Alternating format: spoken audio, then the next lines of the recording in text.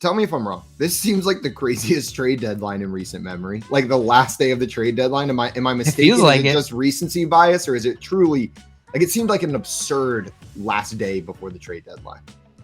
Yeah, this definitely feels way more transactions than in previous years. Maybe it is recency bias. Maybe we can get back checked on that. But I'm going with my anecdotal evidence here and saying, yeah, it is the craziest. Like, not just the quantity, but the quality of player being traded as well, right? We saw some like blockbuster trades yesterday, like mid-season blockbuster trades.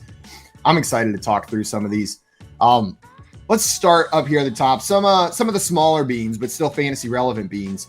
Buffalo traded for running back Nyheim Hines. They sent Indianapolis running back Zack Moss and a 2023 conditional 5th round draft pick. So traded a conditional pick and their running back Zack Moss over to Buffalo for over to Indianapolis to receive running back Nyheim Hines. We knew Buffalo wanted a receiving back, like someone who could be that specialist in that game, right? It seemed like that was a need for them. They were trying to make it work with the backs on their roster, but I expect Nyheim Hines, like they gave up a conditional pick and a running back that they drafted. I expect them to use Nyheim Hines. Like, why would they make this trade if he wasn't going to have some relevancy in this offense? Yeah, they clearly have a plan for him. It'll be interesting next time we have Sal Capaccio on to ask him about this move, because it's interesting. You know, there's a lot of feels like a lot of blockbuster running back trades at the trade deadline this year, but this I wouldn't call a blockbuster. No, this one's not a blockbuster.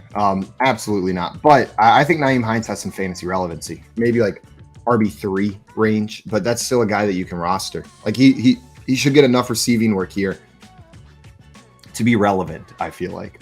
Now, Zack Moss on the other side, I see Hal in here asking already, is Zack Moss anything? JT hurt his ankle again. So, Jale, do you have any interest in Zack Moss with JT banged up, or are you more interested in maybe the other back on that offense, Deon Jackson, or maybe they elevate Phillip Lindsay from the practice squad again? They used him earlier this year. I am interested in Zack Moss. Zack Moss got used to, I mean, at one point in time, it was a split between Zack Moss and Devin Singletary. Now, Zack Moss, when he got the carries, he got the opportunity, he didn't look very good. He wasn't explosive. He was a plodding running back. And so I could see them leaning on him in the absence of Nyheim Hines and with Jonathan Taylor dealing with his injury. But I think his talent is somewhat limited here. Yeah, I agree with you. Maybe a little bit less optimism about interest in him for fantasy. I liked what we saw from Deon Jackson whenever Jonathan Taylor did miss time.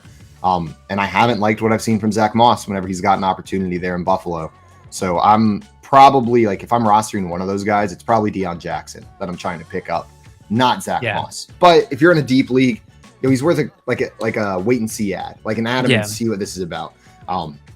Man, this feels like a reset almost on like some of the fantasy football season. Like now there's new play, like it's a mini off season until we see them on the field, because we're doing what we do in the off season. It's all speculation. We know nothing about what these players are going to be on their new teams besides just speculative, evidence-based assumptions, right? Right. The off season, we're back, baby. I love it. It feels like Christmas time.